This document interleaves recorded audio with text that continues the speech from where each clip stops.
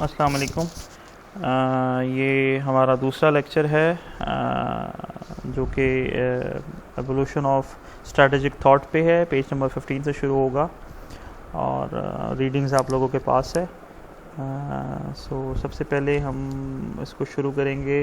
The evolution of strategic thought can be trace back to the classical strategist. इसको actually 2 forms में divide किया गया है। एक क्लासिकल स्ट्रेटजिस्ट है और दूसरा है मॉडर्न स्ट्रेटेजिक थॉट। सबसे पहले हम क्लासिक्स पे बात करेंगे। Classical strategists followed the principle of good for all times and for all arms. They did not take care of dynamic nature of strategy and technological development. To understand the present and future, we need to understand the past because events do not take place in a vacuum. They have their roots in history. Not only history guides us, but present to help us to identify the directions of change in future. In short, classical strategists normally doesn't take care of the strategy that much, nature of strategy I would say, or they doesn't take care of the technological advancement because उस time technological advancement इतनी थी भी नहीं और कोई सोचता भी नहीं था इसके बारे में. Before going to the modern strategies, we have to have an idea about the classical strategies. Why? Because everything is connected with each other, everything has its historical roots और कोई भी चीज़ वैक्यूम में नहीं हो जाती.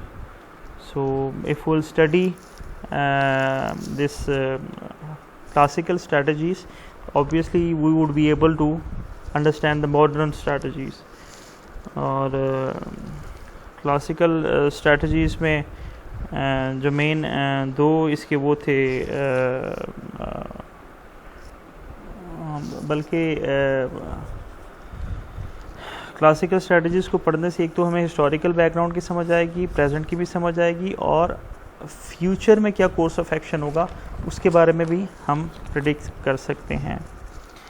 अच्छा, उसके बाद हम आ जाते हैं मॉडर्न स्ट्रेटेजिक थॉट पे. The fundamental tenets of modern strategic thought can be divided into 5 major school of thoughts. The first one is continental school, the second one is maritime school, third one is aerospace school, the fourth one revolutionary, and the fifth one is nuclear school.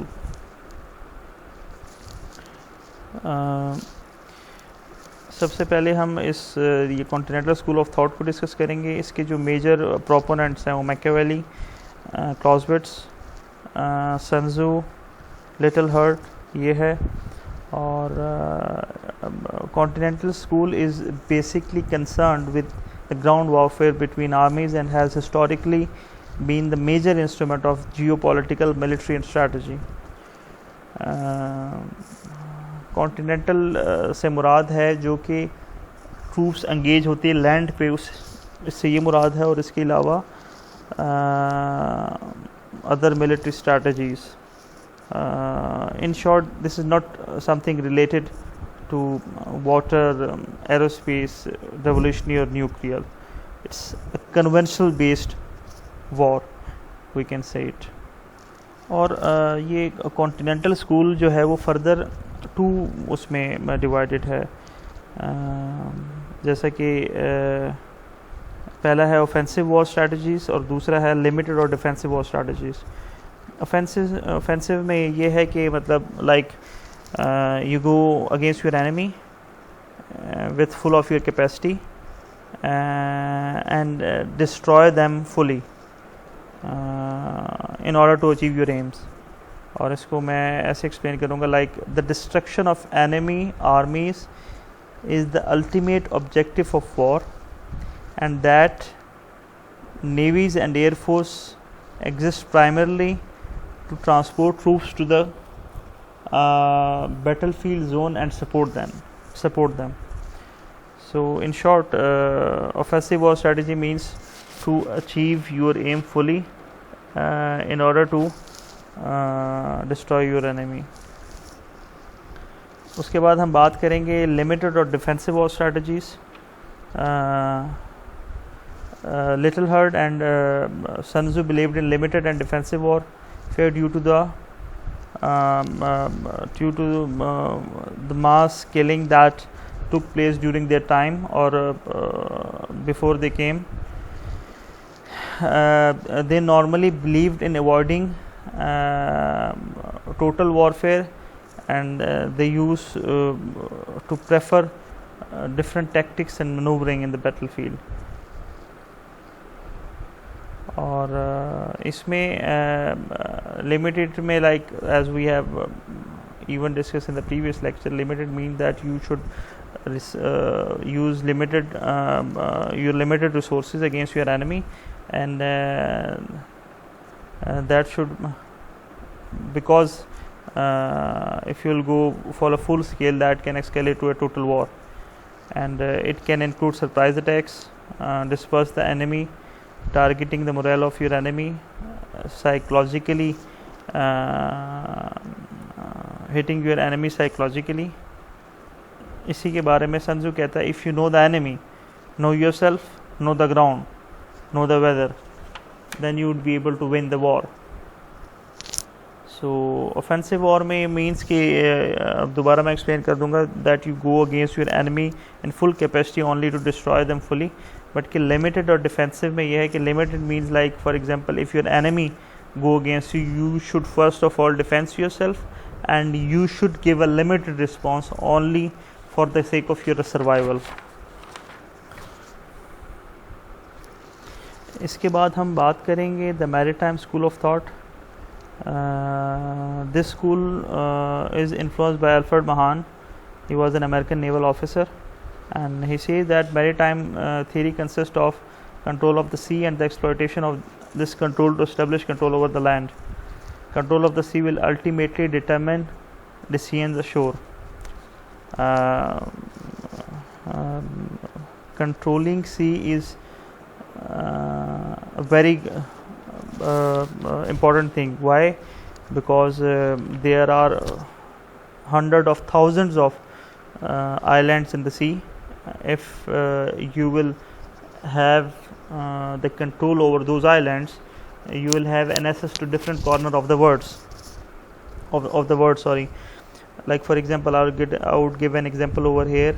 In the South China Sea, we have got an island with the name of Diego Garcia. In Indian Ocean, we have got an island with the name of Diego Garcia, where there is a base, where there is a US base. And why they have made this base? Only to deter the South Asian, only to deter the countries in Indian Ocean. And other than this, they are having aircraft carriers. Those aircraft carriers are deployed at different point of the world in oceans.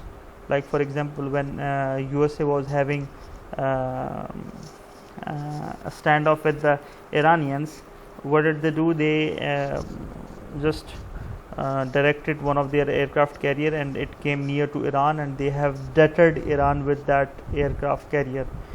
So through the aircraft carrier, they have a control of oceans. So this is how they are deterring. And other than this, like for example, if you have the control of the ocean, you can have an access to the resources at the seabed. You can extract oil from the seabed, like oil, mineral. And other than this, we have a huge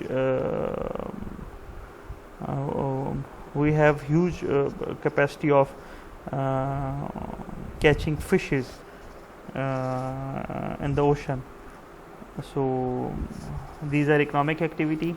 In short, Alfred Mahan has explained it in a very well way. Like if you have a control of the seas, oceans, you can have a control of the land even. So in today's modern era, we cannot avoid the importance of ignore the importance of this oceans.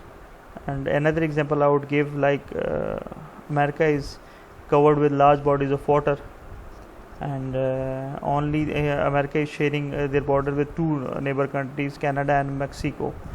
So it's quite easy for them to secure their border, because they are having large naval force to protect their waters, and it's easy for them to tackle or to deal with two of their neighbors, Canada and Mexico. On the other hand, if we see China is having a border with almost 18 to 19 countries, so it's quite hard and difficult for them to deal with these countries. Another important point that we can mention over here is if we have the control of the choke points in the international water, we can easily block the trade of any country, and we can deter them by blocking their trade.